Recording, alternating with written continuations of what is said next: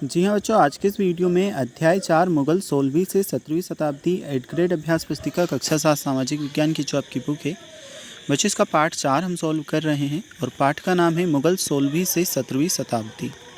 बच्चों जैसे कि मैं आपको बता दूं, ये आपकी 8th ग्रेड अभ्यास पुस्तिका है सामाजिक विज्ञान कक्षा 7 के लिए। और बच्चों जो आपकी बुक है 3 पार्ट में डिवाइड है। आज की इस वीडियो में हम जो आपका हमारा अतीत 2 इतिहास वाला सेक्शन है, इसका बच्चों पार्ट 4 सॉल्व कर रहे हैं। पाठ का नाम है मुगल 16वीं से 17वीं शताब्दी। बच्चों ये है आपका हमारा अतीत 2 इतिहास। एक आपका भूगोल वाला सेक्शन भी है, एक सामाजिक राजनीतिक जीवन वाला सेक्शन भी है, लेकिन हम यहाँ पर इतिहास का 4 पार्ट सॉल्व कर रहे हैं।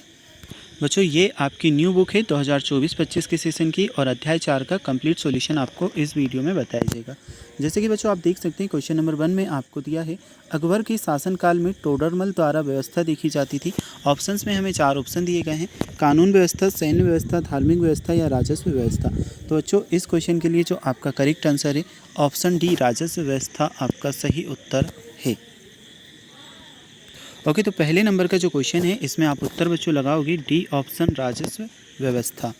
इसके बाद में दूसरा प्रश्न हम समझते हैं, पानीपत का द्वितीय युद्ध हुआ। ऑप्शंस में हमें दिया है ए ऑप्शन 1526 ईस्वी, बी ऑप्शन 1556 ईस्वी, सी ऑप्शन 1761 ईस्वी, डी ऑप्शन 1565 ईस्वी। तो जो पानीपत का द्वितीय युद्ध 1556 ईस्वी में हुआ था, बी ऑप्शन 1556 आपका सही उत्तर है। इसके बाद में हम देखते हैं आपका तीसरा क्वेश्चन, अकबर द्वारा इबादत खाने का निर्माण कहाँ कराया गया? आगरा, दिल्ली, फतेहपुर सिकरी या फिर अजमेर। तो बच्चों इस क्वेश्चन में सही उत्तर रहेगा सी ऑप्शन, फतेहपुर सिकरी। अकबर द्वारा इबादत खाने का निर्माण फतेहपुर सिकरी में कराया गया। इसके बाद में बच्चों चौथा क्वेश्चन है, भारत में युद्धों में तोप और गोलाबारी का इस्तेमाल किस शताब्दी में शुरू हुआ?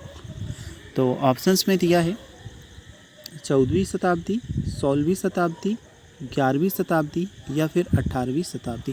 और जो सही आंसर आपका रहेगा ए ऑप्शन, 14वीं शताब्दी। ठीक है, ए ऑप्शन आपका सही उत्तर है। बच्चों इसके बाद में है क्वेश्चन नंबर 5, मुगल अपने को मंगोल कहलवाना पसंद नहीं करते थे, क्योंकि इस प्रश्न के उत्तर में बच्चों आपका जो ऑप्शन है डी ऑप्शन, उपरोक्त तीनों कथन सही है, ये आपका सही उत्तर रहेगा। तो जो आपको सही विकल्प दिए थे ये हम कंप्लीट कर चुके हैं। इसके बाद में आपके नेक्स्ट क्वेश्चन से रिक्त स्थानों की पूर्ति हमें करनी है। तो क्वेश्चन नंबर 6 को हम समझते हैं, बाबर ने केवल 12 वर्ष की उम्र में फरगाना राज्य का उत्तराधिकार प्राप्त किया। ठीक है, तो उम्र हमें यहाँ पर बतानी थी, उत्तर में आपका आ जाएगा 12। अब बच्चों इसके बाद में है आपका बी वाला क्वेश्चन, मुगलों की सेवा में आने वाले नौकरशाह मनसबदार कहलाए। ठीक है, इस उत्तर में आपका आएगा मनसबदार। नेक्स्ट है सी वाला हमारा रिक्त स्थान, अकबर का करीबी मित्र और दरबारी अबुल फजल था। तो इस प्रश्न के उत्तर में बच्चों आपका आएगा अबुल फजल। अब है आपका डी ऑप्शन, मुगल साम्राज्य की प्रशासनिक और सैनिक कुशलता के फलस्वरूप आर्थिक वाणिज्यिक समृद्धि हुई। तो इसमें आर्थिक और वाणिज्यिक आपका आएगा। बच्चों इसके बाद में है ई वाला क्वेश्चन, जहांगीर द्वारा नूरजहां के सम्मान में जारी सिक्के चांदी धातु के थे। तो जो इस क्वेश्चन में आपका उत्तर आएगा चांदी। चलिए इनके बाद में हम देखते हैं बच्चों 7वां प्रश्न आपसे पूछा है, मुगल कौन थे? इस प्रश्न के उत्तर में आप लिखोगे, मुगल 2 महान शासकों वंश के वंशज थे। माता की ओर मंगोल शासक चंगेज खान एवं पिता की ओर से तुर्की के शासक तैमूर के वंशज थे, परंतु मुगल अपने को मुगल या मंगोल कहलवाना पसंद नहीं करते थे। तो बच्चों ये क्वेश्चन आपका कंप्लीट हुआ। इसके बाद में हम देखेंगे आपका नेक्स्ट क्वेश्चन, क्वेश्चन नंबर 8 आपसे पूछा है, बाबर द्वारा किस युद्ध में कब इब्राहिम लोदी को पराजित किया गया था? तो बच्चों ये है आपका प्रश्न क्रमांक 8, बाबर के द्वारा कब और किस युद्ध में इब्राहिम लोदी को पराजित किया गया, प्रश्न में हमसे पूछा है। इस प्रश्न के उत्तर में हम लिखेंगे, बाबर ने 5वें आक्रमण में उसने दिल्ली के अफगान शासक इब्राहिम लोदी को अप्रैल 1526 ईस्वी में पानीपत के प्रथम युद्ध में परास्त किया। तो जो ये है क्वेश्चन नंबर 8 का आंसर। चलिए इसके बाद में हम देखते हैं आपका क्वेश्चन नंबर 9, अबुल फजल द्वारा लिखित आईने अकबरी का सबसे रोचक आयाम क्या है? तो 9 नंबर के क्वेश्चन में आपका उत्तर आएगा, अबुल फजल द्वारा लिखित आईने अकबरी का सबसे रोचक आयाम यह है, विविध प्रकार की चीज़ों, फसलों, पैदावार, कीमतों, मजदूरी और राजस्व का सांख्यिकीय विवरण आदि। ठीक है बच्चों, ये आप उत्तर में कर लोगे। इसके बाद में हम समझते हैं आपका क्वेश्चन नंबर 10, मनसबदार से क्या आशय है लिखिए। तो ये है आपका प्रश्न क्रमांक 10। इस प्रश्न के उत्तर में आप लिखोगे, मुगलों की सेवा में आने वाले नौकरशाह मनसबदार कहलाए। मनसबदार शब्द का प्रयोग ऐसे व्यक्तियों के लिए होता था जिन्हें कोई मनसब यानी कोई सरकारी हैसियत अथवा ओहदा मिलता था, ओहदा या पद, ठीक है, पद मिलता था। यह मुगलों द्वारा चलाई गई श्रेणी व्यवस्था थी। तो जो 10वें नंबर का क्वेश्चन भी आपका कंप्लीट हो चुका है। इसके बाद में हम देखते हैं आपका क्वेश्चन नंबर 11। इस प्रश्न में आपसे पूछा है अकबर की राजस्व व्यवस्था की कोई 3 मुख्य बातें हमें लिखनी है, ठीक है। तो क्वेश्चन नंबर 11 में पूछा गया है अकबर की राजस्व व्यवस्था की कोई 3 मुख्य बातें लिखनी है। तो पहली बात क्या है बच्चों, दहिसाला प्रणाली। पिछले 10 वर्षों की औसत उपज के आधार पर राजस्व, ठीक है, औसत के आधार पर, और राजस्व का हिस्सा औसत उपज का 1/3, भुगतान आमतौर पर नकद में किया जाता था। तो ये तीनों विशेषताएं हमने लिखी। इसके बाद में बच्चों क्वेश्चन नंबर 12 हमसे पूछा है दिए गए लघु चित्र में क्या दर्शाया गया है, लिखिए। जैसे कि आप देख सकते हैं चित्र में एक व्यक्ति है जो एक थैली में कुछ ले रहा है, एक आगे बूढ़ा व्यक्ति है, उसके हाथ में भी कुछ है। और बच्चों इसमें हम लिखेंगे दिए गए लघु चित्र में, यहाँ पर चिन्ह की जगह बच्चों आपको चित्र कर लेना है, ठीक है, चित्र। दिए गए लघु चित्र में जहांगीर के समय के भ्रष्टाचार को दिखाया गया है। इस लघु चित्र में भ्रष्ट अफसर रिश्वत लेते हुए दिख रहा है, ठीक है, यह आपके प्रश्न का उत्तर रहेगा।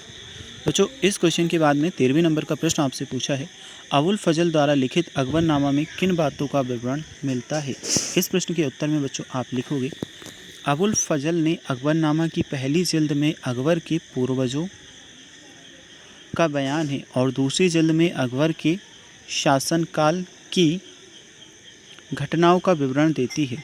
तीसरी जिल्द आईने अकबरी है, इसमें अकबर के प्रशासन घराने, सेना और राजस्व का विवरण मिलता है, ठीक है। तो बच्चों इस क्वेश्चन का आंसर आपको यहाँ से देख करके कर लेना है।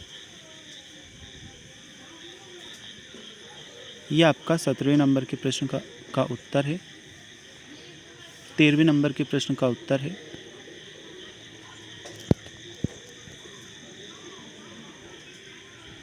चलिए इस क्वेश्चन के बाद में हम समझते हैं आपका बच्चों 14वां नंबर का प्रश्न अकबर की प्रशासनिक व्यवस्था की विशेषताएं लिखिए। उत्तर में लिखोगे अकबरनामा में वर्णन अबुल फजल के अकबरनामा और आईने अकबरी में प्रशासन का वर्णन किया। सूबा व्यवस्था, साम्राज्य कई प्रांतों में बटा था। सूबेदार प्रांतों के शासक जो राजनीतिक और सैनिक कार्यों का निर्वाह करते थे, ठीक है। तो हमने विशेषताएं यहाँ पर लिखी है, तो तीनों विशेषताएं आपको यहाँ से नोट करना है। बच्चों इसके बाद में 15वां प्रश्न आपसे पूछा है जहांगीर के दरबार पर नूरजहाँ के प्रभाव का विवरण हमें लिखना है। इस प्रश्न के उत्तर में लिखेंगे जहांगीर ने 1611 में मेहरू सिन्हा से विवाह किया जिसने नूरजहाँ खिताब मिला। नूरजहाँ हमेशा जहांगीर के प्रति अत्यधिक वफादार रही और उसने विभिन्न समय पर सहयोग देती रही। नूरजहाँ के सम्मान में जहांगीर ने चांदी के सिक्के जारी किए जिन पर एक और जहांगीर का खिताब, दूसरी और नूरजहाँ का नाम अंकित था। बच्चों 16वें नंबर के प्रश्न में हम देखते हैं अकबर के धर्म संबंधी विचारों को संक्षेप में हमें लिखना है। ये है आपके 16वें नंबर का प्रश्न। तो इस प्रश्न के उत्तर में करेंगे अकबर भारतीय इतिहास का प्रथम शासक था जिसने विभिन्न धर्मों को समझने के लिए 1576 में आगरा में इबादत खाने की स्थापना की। इस इबादत खाने में विभिन्न धर्मों के बारे में जानने के उपरांत वह इस निष्कर्ष पर पहुंचा कि सभी धर्मों के मूल में शांति व दया का भाव अनुमान है, जिसे उसने सुलह एक कुल की नीति के माध्यम से अपने राज्य में लागू किया। तो जो अध्याय 4 आपका कंप्लीट हुआ। टोटल आपको 16 प्रश्न दिए थे, सभी 16 प्रश्नों के उत्तर हम देख चुके हैं। अगर आपको इसके बाद वाला जो आपका पाठ है अध्याय 5, इसके उत्तर के वीडियो देखना है तो लिंक मिलेगा डिस्क्रिप्शन बॉक्स में या चैनल पर जाकर के आप देख सकते हैं।